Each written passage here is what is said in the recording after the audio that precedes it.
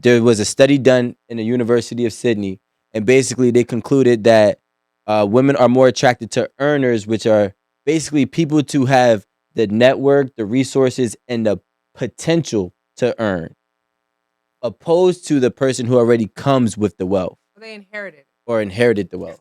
So let's say like you dating a girl, your girl, right now, and right now she's seeing you do 2 first round knockouts. And you now she's also seeing you have all Floyd and all these other people calling you. She's more likely to be attracted to your potential of where you're about to go versus than if well, I don't want to use Floyd. So somebody else was to just come in who was already at that wealth part and he already yeah, it was just given. So like there's no real ride, right? There's no real like growth. It's like she's just coming into something versus she's going to be going with you as you escalate up. They're saying that the study says that women are most likely going to be with the man. Yeah, exactly. It's like getting the stock early. What's Like the reasoning behind it? So the Your reasoning is loyalty. essentially going back to hunting and gathering, the ability to gather resources. So when a woman sees that, because if you have wealth and a lot of money, you could lose it and then you don't know how to get it back. So the rational, like to rationalize it is saying like if you're able to earn, that means you can always earn. You might lose it, but you'll be able to earn it again, which means you can always go out and hunt and I don't have to worry about it. So if you break it down into like the simplest terms, it means that he's probably some level of intelligence, some level of grit and Ambition, grind, some level of good results. judgment. No, not results. Yeah, resourcefulness. resourcefulness. I don't know Um, about smartness. okay, so okay. The guy who Yeah. already has the bag. Okay, you date a guy that already has it. He's already set in his ways, more than likely, Super. right? So you have to put up with whatever it is that he wants you to put up with. Whereas if you're with a man who has the potential and you add on to that, or you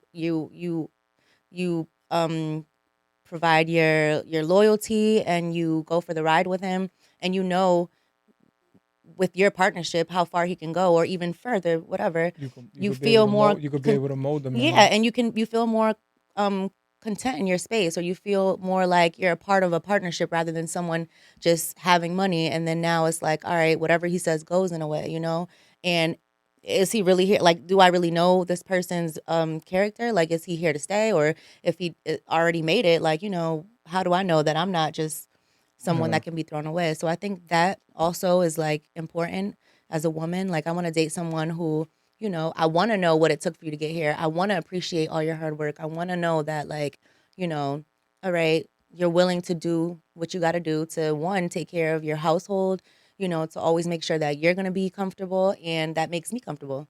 They feel like if he's not an earner, then don't even be. That's not true, because most women are really riding with men, and sometimes they don't make it to their potential, but they still do have faith in them. They still hold them down. They still help them get through like tough situations. Like, that's like saying, like, in your lowest point where you were going through your girl stuck through it. She still stayed there and she still was Yeah. working with you and being there for you. So it's like a lot of times people say, oh, women are not going to be loyal or hold it down, but For example, in his situation, let's say like he goes through whatever he goes through with him in his life and his girl is there watching it, right?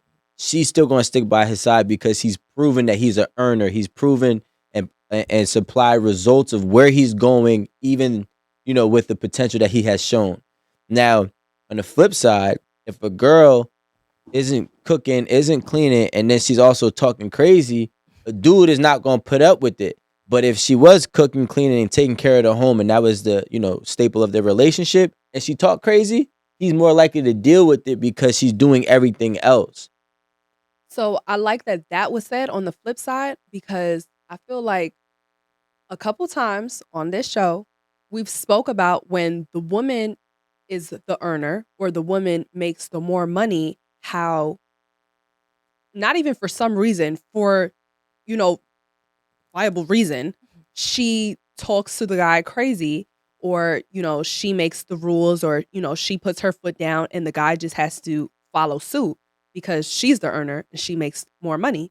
And you guys are kind of saying the same thing, that if a woman doesn't cook or a woman doesn't clean, the guy kind of just has to shut up and put up with whatever.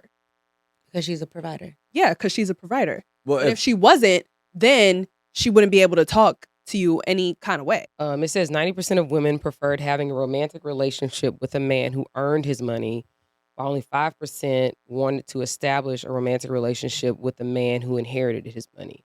So I think if we just look at it from that perspective, so a man who went out and made his own money versus a man who was given his money, inherited, whatever, however you want to classify it. So I think if we look at it in like those two basic terms, I think you look at the characteristics of each type of person who has this money. So wherever the source of it, so does the source of this person's money come from their intelligence, their decision making, their judgment, their grind, like, you know, their connections, everything that they're doing to make it happen, versus the source of this person's money, it came from their rich grandfather. You know, and so it is possible, because I don't want to judge these people, whatever, but it is possible that they may not have the same level of grind, the same level of grit, the same level of intelligence, you know, to earn money, or to even have money, but for it being given to them. So I think if we look at it from like the more simpler perspectives, I think it makes this a easier and like less confusing conversation, because I feel like it's a lot of jumping around. Oh, that makes a lot more sense. Yeah. And I would prefer to be with a person that I know can get it, rather than someone who, all right, if something happens and you were given this money and you lose it, or you make a bad investment and now you don't know what to do, and you looking at me and I'm looking at you, I'm gonna be like, oh, because I don't Honey, know. I don't got it. The thing is that we got to remember is that the proof is in the pudding. And in order to be classified as an earner, you must see somebody earn it. Like, maybe you could have earned this 10 years ago. You know what I'm saying? But you don't still got that same level of grind in you now at 40 as you did at 30. Right. You know what I'm saying? So if a woman came into that man's life at 40 and he's just reaping the benefits of what he earned 10, 20 years ago, he might not be an earner right now.